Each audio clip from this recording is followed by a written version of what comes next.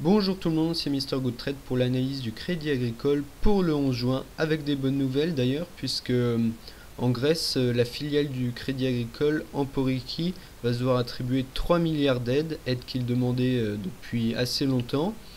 Et la chute du titre était en grande partie due, ces derniers temps, euh, à cette exposition en Grèce qui inquiétait beaucoup les investisseurs.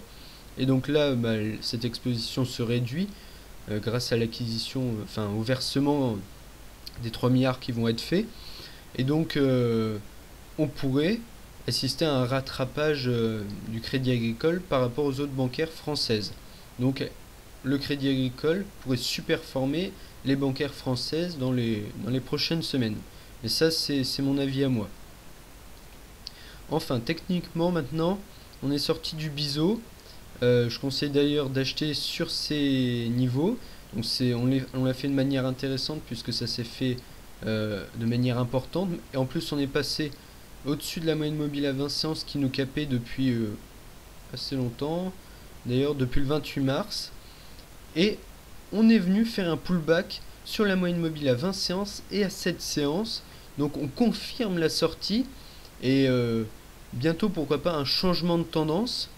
D'ailleurs, la moyenne mobile à 7 séances va couper la moyenne mobile à 20 séances, ce qui, en moyenne mobile, est un très bon signe. Euh, Maintenant, ce qui serait encore mieux, ce serait que la moyenne mobile à 20 séances se redresse à la hausse. Et si on est au-dessus de la moyenne mobile à 20 séances et au-dessus de la moyenne mobile à 7 séances, on est en tendance haussière. Donc la tendance est peut-être en train de s'inverser.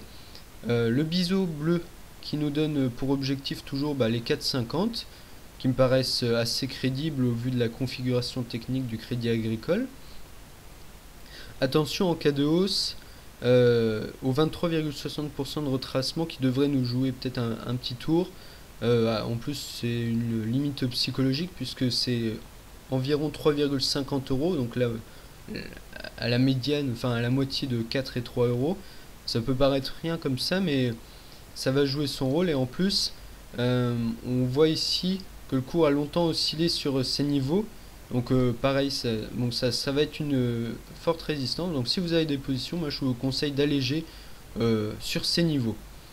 Euh, Enfin, on va parler des bandes de Bollinger en bleu pâle, en fond bleu pâle. À chaque fois qu'elles se rétrécissent, on a accès, il y a un mouvement violent qui se fait par le haut ou par le bas. On ne sait jamais dans quel sens ça se fait, mais il y a un mouvement qui se fait. Ça marche à chaque coup. Vous voyez ici, euh, ici elles sont un peu réduites. Bon, voilà. Donc là, elles sont en train de se réduire. Et donc on va, en théorie, avoir un mouvement violent qui va se faire. Alors, pourquoi pas à la hausse. Euh, voilà. Bon, en cas de hausse, toujours les 4 euros, pareil, pour alléger votre position. Donc 3,50 et 4 euros pour alléger vos positions.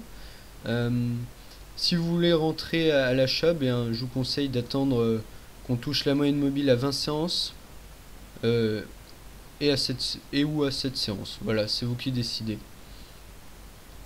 Et maintenant, au niveau des indicateurs, le MACD explose un peu à la hausse, donc ça c'est très positif. Euh, Attention, il freine un tout petit peu. Bon, mais il n'est pas encore en passe de devenir rouge.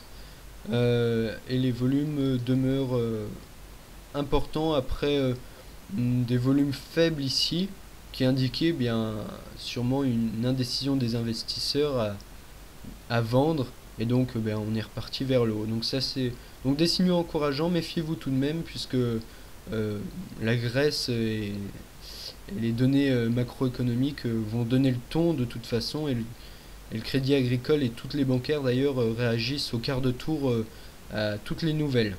Donc faites attention et protégez-vous par des ordres stop. Voilà, en vous souhaitant une bonne semaine et à bientôt.